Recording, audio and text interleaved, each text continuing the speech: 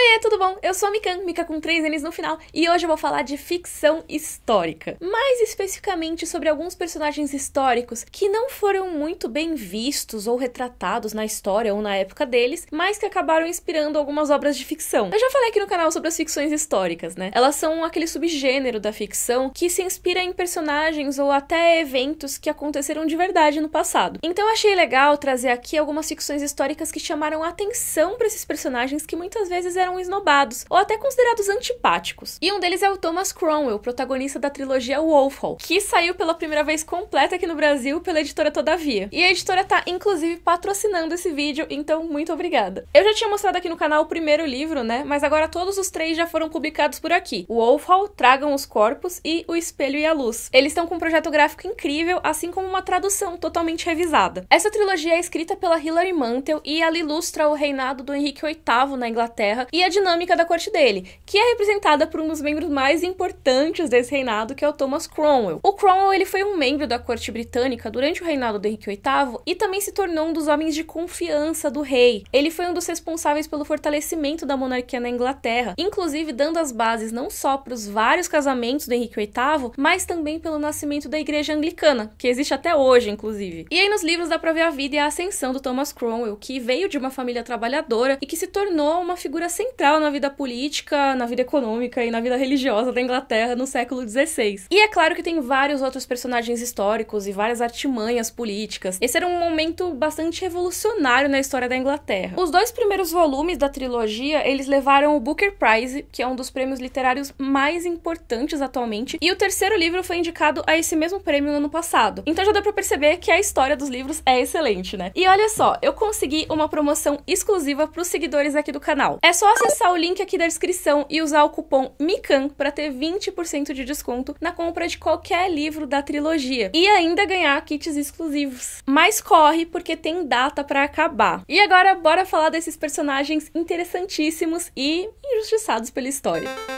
A independência dos Estados Unidos é um tema que já foi muito explorado nas séries, nos filmes e nos livros, né? Tem, por exemplo, o filme O Patriota, estrelado pelo Mel Gibson, lá dos anos 2000. E até a data da independência deles, o 4 de julho, também é muito celebrada em alguns filmes que não necessariamente são sobre essa história. Tem, por exemplo, o próprio Independence Day, em que os norte-americanos lutam contra uma invasão alienígena no mesmo dia em que eles comemoram a independência do país, né? Mas tem um musical que tem feito muito sucesso nos últimos anos e que trata da construção dos Estados Unidos como nação. E sim, eu tô falando de Hamilton, eu sei que vocês já adivinharam logo no começo do vídeo que eu ia trazer esse assunto, porque eu amo Hamilton e tem inclusive um vídeo aqui no canal que eu vou deixar linkado aqui na descrição. Mas enfim, Hamilton trata da história do Alexander Hamilton, que foi um dos Founding Fathers, né, os pais fundadores dos Estados Unidos. O Hamilton foi um dos protagonistas do processo que acabou dando na independência dos Estados Unidos e nos debates sobre como ia ser esse novo país que estava surgindo ali no meio do século XVIII. Ele foi o primeiro secretário do Tesouro dos Estados Unidos. Ele é a figura homenageada na nota de $10 e deu as bases das principais características econômicas dos Estados Unidos, que permanecem até hoje. E bom, antes dos Estados Unidos serem o país que a gente conheceu hoje, existiam 13 colônias que pertenciam à Inglaterra, né? Entre os séculos 16 e 19, a América, o continente, né, era um grande palco de disputa das potências europeias, tipo Espanha, França, Inglaterra, Holanda, Portugal. Esses países tinham colônias de norte a sul do continente americano. E aí, no que hoje a gente considera território dos Estados Unidos, tinha as 13 colônias, que eram espaços bem diferentes entre si e elas tinham uma certa autonomia na administração. Os colonos americanos, eles também eram considerados súditos da coroa britânica, mas eles não tinham o mesmo privilégio dos ingleses. E aí o processo de independência começou porque teve um aumento das tensões entre a Inglaterra e as colônias americanas. Primeiro porque, assim, a coroa britânica forçou um aumento de impostos, porque ela estava envolvida em 2 guerras. Teve uma chamada Guerra dos 7 Anos, que foi entre a França e a Inglaterra, e outra guerra chamada Franco-Indígena, que era um desdobramento desse conflito que estava rolando na Europa. Nessa guerra franco-indígena, os franceses se aliaram aos povos nativos, que estavam revoltados com o avanço dos ingleses nas terras deles. Ainda mais porque os ingleses não estavam respeitando os acordos e os tratados feitos entre os colonos e os indígenas. Aliás, parênteses aqui, a França e a Inglaterra, eles disputavam muito, não só na Europa, mas também pela dominação das colônias, né, do que eles chamavam de Novo Mundo, né, ou seja, o nosso lado aqui. O interessante sobre a independência dos Estados Unidos é que no começo, os colonos norte-americanos eles não queriam se separar da Inglaterra, mas eles começaram a se organizar para pedir a diminuição desses impostos que tinham aumentado, sabe? E mais autonomia também, para poder viver as vidas deles sem tanta interferência da metrópole, no caso, a Inglaterra. Eles queriam se livrar de tanta pressão da coroa, só que eles foram ignorados pelo rei George III, que inclusive aparece no musical Hamilton e é maravilhoso, as músicas dele são incríveis. Mas enfim, não deu certo o apelo e os americanos decidiram pegar em armas. E aí o musical ele foca nesse momento em que os revolucionários se juntam para lutar contra um dos países mais poderosos do mundo naquele momento. A gente também vê como o Alexander Hamilton se torna o braço direito do George Washington durante a Revolução e quando o Washington se torna o primeiro presidente dos Estados Unidos, né? Assim como o Thomas Cromwell pro Henrique VIII, o Hamilton também foi uma figura central na organização política, mas dessa vez desse novo país independente no continente americano. O musical foi criado pelo Lin-Manuel Miranda, que é americano, mas ele tem raízes porto-riquenhas. E ele leu uma biografia do Hamilton escrita pelo historiador Ron Chernow e ficou meio indignado porque tão pouca gente falava do Hamilton, já que ele era um personagem mega interessante. O Lin, ele conta sobre como o Hamilton tretou com todos os outros Founding Fathers. Ele também falou uma coisa quando ele foi se apresentar na Casa Branca, ele falou que ia cantar sobre alguém que, entre aspas, representava o hip hop, o secretário do Tesouro Alexander Hamilton. E isso de tão fascinante e contraditório que o Hamilton foi. Apesar do espetáculo, do ponto de vista histórico, Hamilton levanta debate sobre o processo de construção dessa independência, né? Quem foram os protagonistas e quem foi excluído da construção dessa nova república? Os Founding Fathers, ao lado do Hamilton, tipo George Washington, Thomas Jefferson, James Madison, eles tinham centenas de escravos e se beneficiavam da escravidão, por exemplo. E assim, tem pesquisadores da independência dos Estados Unidos que dizem que o Hamilton era um abolicionista, mas ele ainda assim lutou ao lado de senhores de escravos, mas ele estava defendendo a liberdade de uma nação. Então essa discussão acaba sendo colocada, mas de uma forma meio secundária no musical, né? Tem algumas referências, tipo o Lawrence falar sobre o fim da escravidão e como não rolou da independência como ele queria, né? Mas enfim, mesmo com essa questão, Hamilton acaba debatendo várias outras questões da construção americana. O Lin-Manuel Miranda fez esse musical com músicas que vão do pop ao hip hop,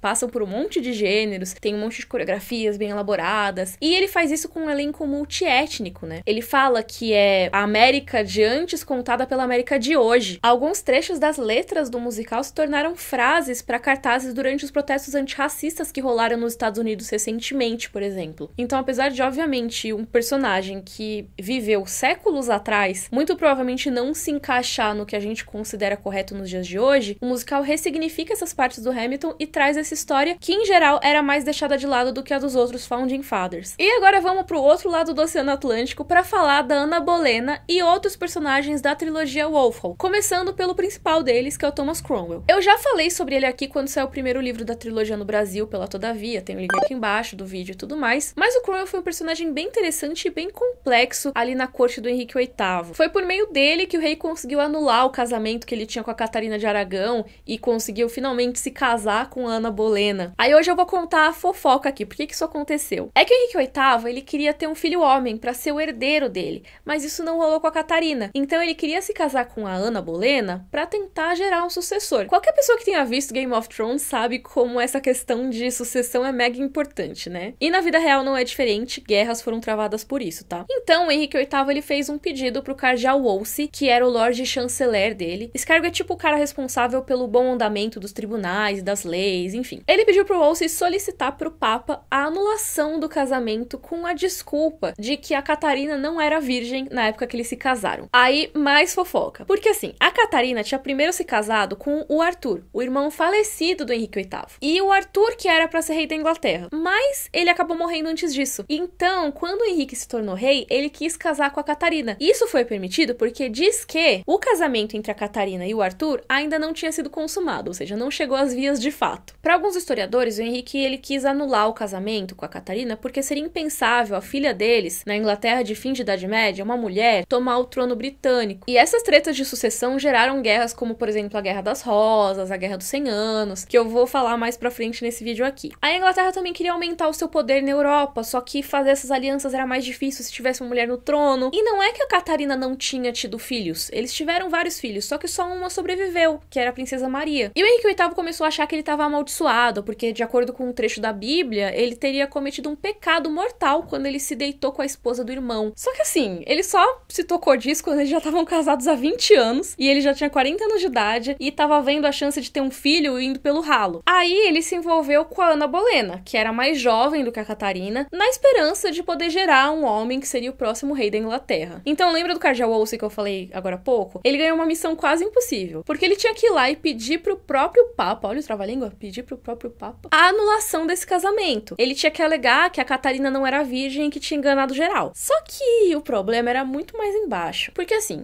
a Igreja Católica no século XVI, ela já não era tão forte quanto o auge na Idade Média. E ela precisava de alianças para se proteger e para defender as propriedades que ela tinha. E aí, a situação fica mais complicada. Seguinte, naquele momento, tava rolando o auge da Espanha. A Espanha tava com tudo. E aí, o rei da Espanha, que ao mesmo tempo era imperador do Sacro Império Romano Germânico, era o Carlos V. E ele era o cara que mandava na igreja. E além de ter esses dois empregos de rei aí e ser um cara muito poderoso, o Carlos V também era sobrinho da Catarina. Sim, aquela que o Henrique VIII queria dispensar. Então imagina o quanto pegaria mal pro Papa ajudar no divórcio do rei inglês com a tia do cara que mandava em tudo. Então o Cardeal Wolsey se deu mal, coitado, não conseguiu convencer o Papa e perdeu, né, a confiança do rei. Aí a gente começa a ver o Thomas Cromwell galgando o lugar dele pra ganhar a confiança do Henrique VIII. Todos esses personagens do Wolfhall que eu citei existiram na vida real. O Henrique VIII tinha, por exemplo, além da filha com a Catarina, um filho bastardo, que podia ser uma ameaça à continuidade dos Tudor, né, a dinastia deles no trono inglês. E dizem as fofocas históricas que o Henrique VIII gostava de umas zoeiras, ele tinha muitas amantes e tal. Inclusive tem uma série da Showtime muito boa sobre esse período chamada The Tudors, que obviamente traz um destaque central pro Thomas Cromwell. A própria Ana Bolena também era conhecida como uma mulher destemida e que corria atrás do que queria. Ela passou a infância dela na França e ela era bem simpática aos reformadores, que era a galera que com a reforma protestante na Europa queria romper com a Igreja Católica Romana. Nos livros da Hilary Mantel, a Ana Bolena ela é mostrada mesmo como uma mulher bem ambiciosa e que consegue conquistar o coração do Henrique VIII e ainda revolucionar a história de toda a Inglaterra. E um desafeto da Ana Bolena é justamente o Cardeal Wolsey. As interações deles são ótimas, inclusive. Lembra, o cara que não conseguiu o divórcio? Ele acabou se tornando alvo do descontentamento dos ingleses com a própria Igreja Católica. Olha que interessante isso aqui. Para o historiador Roy Strong, a reforma inglesa, que acabou culminando no rompimento do Henrique VIII com a Igreja Católica, e aí depois a criação da Igreja Anglicana, quase não teve oposição. Para o Strong isso é bem surpreendente, porque o Henrique VIII ele queria tanto se divorciar, e ele acabou destruindo a Igreja medieval na Inglaterra. Meio que só foi lá e destruiu, sem derramar sangue praticamente. Pra não falar que não teve rebelião nenhuma, teve uns nobres do norte da Inglaterra que até tentaram defender a Igreja Católica, mas eles logo foram reprimidos, perderam as cabeças e tal, mas assim, tirando eles não teve muita coisa. Mas enfim, vamos falar do Thomas Cromwell. Ele começou a trabalhar com o Cardeal Wolsey antes daquela treta do divórcio, e ele é muito bom e acaba se tornando o braço direito do padre. Aí quando o Wolsey cai, né, quando ele vira um desafeto, escolhem outro Lord Chanceler, que é o Thomas More. Sim, o mesmo Thomas More que escreveu aquele livro Utopia, sobre uma sociedade perfeita. Eu acho o máximo como as coisas se relacionam. Mas enfim, o More ele se torna esse novo cara de confiança do Henrique VIII e a missão dele continua a mesma. Ele tem que conseguir o divórcio para que o rei possa se casar com a Ana Bolena. Só que o More ele era católico fervoroso. Ele foi até canonizado depois. Ele não curtia essa ideia da reforma protestante não, e ele achava que esse divórcio do Henrique VIII com a Catarina tinha que ser o Papa que ia decidir e ele não tinha que se meter. Porque na Igreja Católica em geral, a não ser em casos muito específicos, o casamento ele é um sacramento, ele não tem como você voltar atrás, não. E o More preferiu só deixar quieto. Só que aí o Henrique VIII não ia sossegar até se separar da Catarina. Coitada da Catarina, né? Então o More, ele sai do cargo de Lord Chanceler e é aí que o Thomas Cromwell ganha espaço como chanceler do Tesouro e secretário principal da coroa. Ele começa a atuar por trás dos panos para seguir a vontade do Henrique VIII. E ele não só conseguiu garantir que o rei se casasse com Ana Bolena finalmente como ele queria, como depois ele ainda articulou mais 4 casamentos pro rei, tá? Sim, porque o Henrique VIII teve ao todo 6 esposas em busca de herdeiro homem. Aí, para alguns historiadores, o Cromwell ele é tido como um homem brilhante, mas também estrategista, astuto, aquele cara frio e calculista, sabe? Que sabia manipular o parlamento para conseguir os objetivos dele. Mas aí é que entra a Hilary Mantel. Em uma entrevista que ela deu na época do lançamento do último livro da trilogia, ela disse que sempre percebeu essa má fama do Cromwell entre os historiadores, mas que quando ela foi estudar o personagem, ela viu que o lado humano dele dele era pouquíssimo abordado. Ela percebeu que mesmo ele tendo sido fundamental para uma parte mega importante da história da Inglaterra, o Thomas Cromwell acabava sendo deixado de lado, mesmo ele sendo tão importante. Então ela focou mais na pessoa do que na figura política fria e implacável. E a gente consegue perceber essa humanização que ela fez do Cromwell lendo os livros. Ele passou por uma infância de abusos e, devido a essas circunstâncias da vida, ele acabou sendo um homem bem destemido em busca dos objetivos dele. E ele tinha uma sensibilidade, mesmo que fosse mostrada só para os mais próximos. Ela aparece nos livros e também na minissérie de Wolfhall, principalmente na cena em que ele perde a esposa e as filhas repentinamente. Aliás, essa minissérie, que cobre os 2 primeiros livros da trilogia, também foi um sucesso de público e crítica, foi indicada pro Emmy e tudo mais. Mas enfim, o Cromwell conseguiu minar os poderes da Igreja Católica na Inglaterra. Por exemplo, ele conseguiu implementar uma lei que permitia o divórcio na Inglaterra sem a necessidade de permissão do Papa. E naquela época, o Henrique VIII começou a criação da Igreja da Inglaterra contra a Igreja na Inglaterra. Surgiu aí o embrião da Igreja Anglicana, que existe até hoje. Na Igreja Anglicana, o rei não tem só o poder de chefe do Estado, mas ele também é chefe da Igreja. O Cromwell também encabeçou o fim de vários mosteiros e acabou transformando os bens que eram das ordens religiosas em bens da coroa. Como a área do Cromwell era o dinheiro, ele foi ganhando cada vez mais poder no governo britânico e se fortalecendo como o principal funcionário da coroa. Ok, mas eu falei lá atrás que o Henrique VIII teve 6 esposas. O que nos leva à pergunta: que fim levou Ana Bolena? Pois é, a gente vê nos livros que ela teve um baita esforço para se tornar rainha, mas ela não conseguiu gerar o filho homem e futuro herdeiro do Henrique. E tinha umas fofocas ali na Rádio Corte também de que ela era infiel ao rei. De qualquer maneira, o casamento entre os dois foi considerado inválido e Ana foi executada com acusação de adultério. Se ele rolou de fato, não é tão importante assim. O que aconteceu foi que a Ana foi responsabilizada de qualquer forma e foi culpada por não gerar o herdeiro que o Henrique VIII queria. Aí ele acabou se casando com outra dama da corte dele, a Jane Seymour, mas depois eu conto mais dessa história pra esse vídeo não ficar muito gigante. E voltando pro Cromwell, ele também subiu de vida muito rápido, mas a queda, viu, pessoal? Isso eu vou deixar pra vocês saberem mais na trilogia da Hilary Mantel, mas já deu pra perceber o tanto que as intrigas da vida real muitas vezes são mais complexas até do que várias obras de literatura, né? E aí, falando de Inglaterra, esse foi um dos países que mais influenciaram o George R. R. Martin na criação das Crônicas de Gelo e Fogo, os livros que inspiraram Game of Thrones. A própria Ana Bolena é bem parecida com a Margaery Tyrell, e o Henrique VIII pode ter inspirado tanto o Robert Baratheon quanto o Aegon IV. Num vídeo que eu gravei com a Carol, a gente falou um pouco sobre quais referências históricas inspiraram o George R. R. Martin, mas tem um personagem que eu queria destacar aqui, que é o Tyrion Lannister, que teve a criação dele guiada pela história do rei Ricardo III, que governou a Inglaterra entre 1483 e 1485. Deu pra ver que é um período bem curto, né? Ele não era lá muito popular. O Ricardo III, ele é tema de uma peça do William Shakespeare, com esse mesmo nome. E de acordo com a peça, o Ricardo III, ele era um rei tirano, sanguinário, e que ele tinha uma aparência que causava aversão em quem o via. E olha só, na trama, ele é condenado pelo assassinato dos sobrinhos dele. Te lembra alguma coisa?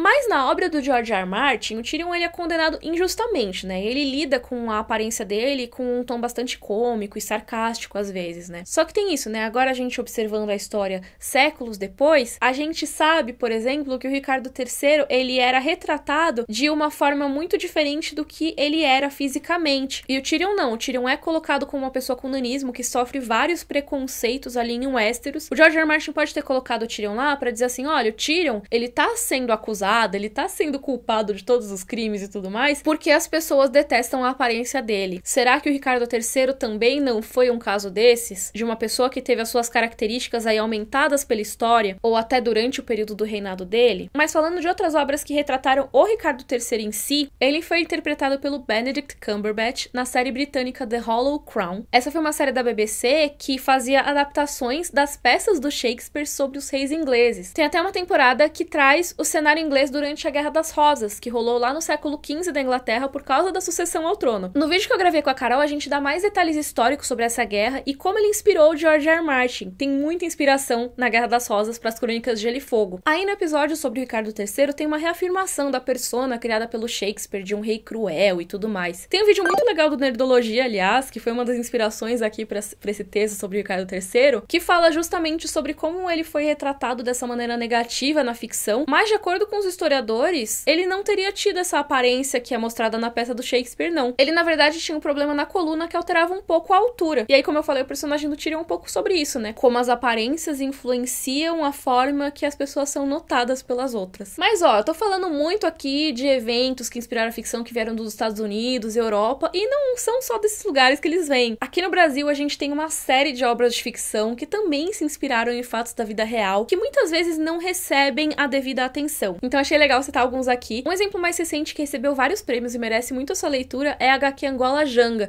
do Marcelo de Salete. Nela, a gente vê o Quilombo de Palmares, que foi um importante polo de resistência ali entre os séculos XVI e XVIII, que abrigou escravos e escravas que fugiam da crueldade, né, da escravidão brasileira. Esse sistema durou vários séculos aqui no Brasil, e o Quilombo, ele não abrigava só negros e negras, mas também indígenas e até pessoas brancas que se juntaram ao Palmares contra as forças portuguesas de colonização. E no quadrinho, a gente vê a força e a complexidade dessa comunidade, assim como a gente se depara também com personagens importantes para a construção daquilo, como o próprio Zumbi, né, que é símbolo de resistência do movimento negro brasileiro até hoje. O Marcelo de Salete é quadrinista e professor, e ele investiu 11 anos de pesquisa em arquivos, lugares e historiografia, que são os estudos que falam sobre eventos históricos, para criar a ficção histórica Angola Janga. De acordo com ele, o objetivo era mesmo transformar a história de Palmares em uma obra de ficção. Por que isso? Porque boa parte dos documentos que existem sobre o Quilombo foram escritos pelos inimigos. E aí eles não trazem esses elementos culturais tão importantes para que a gente entenda a complexidade daquela comunidade que se formou, onde hoje fica a Serra da Barriga, no Alagoas. Além disso, pro de Salete, era fundamental trazer personagens negros em primeiro plano, para resgatar essa identidade e popularizar a importância de Palmares para a história do Brasil. Eu recomendo demais, mereceu todos os prêmios que levou. Outra personagem que tem um pouco de história no Brasil e também um pouco na Itália é a Anita Garibaldi. Ela foi uma brasileira que atuou na Revolução Farroupilha, ou na Guerra dos Farrapos, né, aqui no Brasil no século XIX. Isso provavelmente muitos de vocês sabem. Só que uma coisa que talvez vocês não saibam é que ela lutou também no processo de unificação da Itália. O sobrenome dela vem do romance que ela teve com o italiano Giuseppe Garibaldi, quando os dois se conheceram aqui no Brasil. Mas a Anita é muito mais do que a relação dela com Giuseppe Garibaldi. Ela se envolveu em algumas lutas de independência que rolaram na América do Sul e na Europa, principalmente aqui no Brasil, no Uruguai e na Itália. E o nome de batismo dela não era Anita, mas era Ana Maria de Jesus Ribeiro. E ela se tornou um símbolo das lutas populares do século XIX e da independência e da autonomia feminina também, né? Uma ficção histórica em que a Anita Garibaldi aparece é a minissérie A Casa das Sete Mulheres, que foi lançada em 2003. Inclusive tem o livro e tem a série. Eu li o livro e vi a série toda. Eu tinha o box de DVD da série, porque eu gostava muito quando passava na TV. E eu gostava porque ela focava menos nos fatos históricos, na parte da guerra em si, e muito mais nas vidas dessas mulheres em meio ao período de guerra. Na série, a Anita Garibaldi é interpretada pela Giovanna Antonelli, e ela traz bastante desse espírito destemido aí da Anita histórica. A Anita seguiu o Garibaldi porque ela se empolgou com os ideais democráticos e liberais que ele trazia da Europa do século XIX. Para lutar por esses princípios, ela aprendeu a lutar com espada, a manusear armas de fogo e se tornou uma baita guerreira. Tem várias histórias que falam da Anita Garibaldi, né? Além da minissérie, teve um filme chamado Anita e Garibaldi, de 2013, e também teve um romance de ficção chamado Anita, escrito pelo Flávio Aguiar, que inclusive levou o prêmio Jabuti. Saindo um pouco do Brasil, mas ainda falando de mulheres, outra guerreira da história que também inspirou a ficção foi a Joana d'Arc. Ela era uma camponesa francesa que se tornou famosa por guerrear na linha de frente durante o período da Guerra dos 100 Anos, que foi uma guerra entre a França e a Inglaterra, mais uma vez por tretas de sucessão. Eu sempre falo que sucessão é importante. Eu imagino que se tivesse uma figura tipo Thomas Cromwell nessa treta toda, a guerra talvez tivesse durado bem menos do que durou. Mas enfim, a Joana d'Arc chegou a liderar tropas e ainda hoje ela é um símbolo do patriotismo francês que estava se construindo nessa época. Ela foi uma das responsáveis pelas vitórias francesas sobre os ingleses naquelas últimas fases da guerra. Inclusive, esse período da Guerra dos 100 Anos foi fundamental para a rivalidade entre a França e a Inglaterra, né? Essa rivalidade a gente pode ver inclusive em Wolf Hall, né? E tem vários livros e filmes de ficção que falam sobre essa personagem, a Joana d'Arc. Inclusive o próprio Shakespeare, olha ele aqui de novo, que na peça Henrique VI, ele chama Joana d'Arc de demônio ou mãe do diabo e feiticeira. Acho que temos um inglês ressentido aqui, não é mesmo? Mas eu acho que além dessa peça, vale citar o filme dirigido pelo Luc Besson em 99. É um filme estrelado pela Milla Jovovich, e a gente tem uma Joana d'Arc com um ar bem divino, né, em uma missão sagrada. Ela tem essas visões para livrar a França dos opressores. E aí a licença poética do Besson cria esse ar mítico e heróico em cima da Joana d'Arc. Ela foi, inclusive, julgada e queimada na época, né? Hoje em dia ela é canonizada, ela é considerada uma santa. Mas a Joana d'Arc histórica também traz muito mais coisas do que uma missão sagrada. A história dela em si já é super incomum para uma mulher do século XV. É uma camponesa da França medieval liderando tropas em campos de batalha. Então eu acho que é uma personagem muito interessante mesmo. Outra figura bem importante para a história francesa é a Maria Antonieta, que é famosa pela frase "se não tem pão, que comam brioches". Mas eu acho que vale destacar que, historicamente, é muito provável que ela nunca tenha dito essa frase. De acordo com os historiadores, essa frase pode ter tido origem num livro chamado Confissões, escrito pelo filósofo francês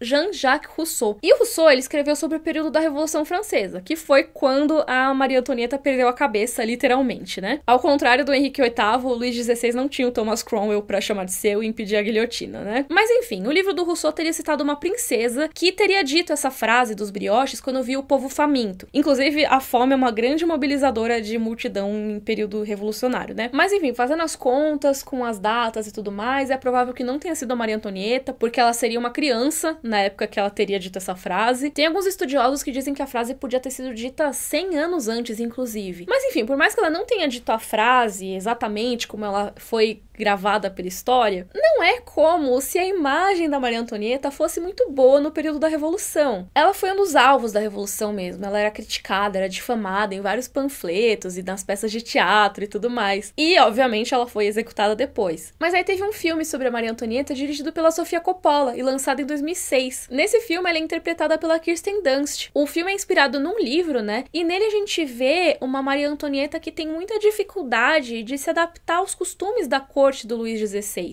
Eu gosto porque o filme é bem anacrônico, né? Ele pega a corte de Versalhes e coloca uma trilha sonora de rock, tipo Strokes. Aí ela tem os sapatos lá e do nada tem um All-Star no meio. E a Maria Antonieta é mostrada primeiro como uma jovem, né? Pressionada pelo peso da coroa e cheia de personalidade numa sociedade que é bem elitista e bem patriarcal. Ela é um ser humano mostrado como cheio de falhas e de caprichos. No começo do filme ela é bem submissa, né? E aí ela vira depois aquela mulher que coleciona vestidos, coleciona sapatos. Só que também no meio de uma revolução, né? E assim, eu acho complicado, né, falar de personagens como a Maria Antonieta ou a Ana Bolena, porque elas são frutos da corte, elas são frutos da sociedade na época. Não tô falando, ai meu Deus, coitadas e tudo mais, mas elas eram assim, fazer o quê? Enfim, deu pra ver que essas histórias e personagens da vida real podem ser tão interessantes quanto os da ficção, né? E é muito legal quando as duas coisas se misturam e a gente tem a ficção histórica. Mesmo que algumas dessas obras tragam um pouco daquela licença poética, né? Que é necessária às vezes pra dar uma emoção maior na trama. Algumas obras até eventualmente omitem algumas coisas pra efeito dramático mesmo. Mas mesmo assim, muitas pessoas começam a se interessar mais por história por causa desses filmes, séries, livros, peças de teatro, jogos e outras obras que se inspiram nesses acontecimentos pra existir. Me diz aí nos comentários se você já conhecia a trilogia Wolf, ou se você já tinha ouvido falar do Thomas Cromwell, ou dos outros personagens que eu citei por aqui. E quais outros personagens você lembra que inspiraram obras legais de ficção histórica? Eu queria agradecer a Roberta Quirino, que é historiadora e me ajudou demais com esse roteiro. E lembrar pra vocês que tem o link pra compra de Wolfhall e da trilogia aqui na descrição. Se você gostou, por favor, curte o vídeo, assina o canal. Um beijo e até a próxima. Tchau, tchau!